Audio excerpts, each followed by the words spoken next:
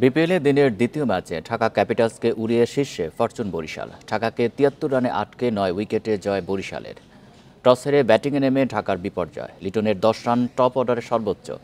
৭ batter ফেরেন ১ অঙ্কে, এর মধ্যে দুজনে শূন্য। অধিনায়ক থিসারা ১৫ আর বেটন করেন ১০ রান। ১৫ ওভার ৩ বল টিকে ৭৩ রানে অল আউট ঢাকা। আসরে সর্বনিম্ন দলীয় সংগ্রহ। তানভীর, মোহাম্মদ নবী ও ফাহিম আশরাফ নেন ৩টি করে উইকেট। টানা ৫ ম্যাচে বরিশাল একাদশে জায়গা পাননি শান্ত।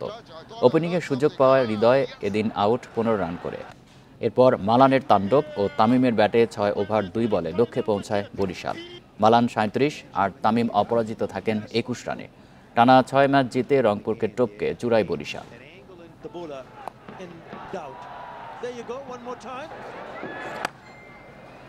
That's it.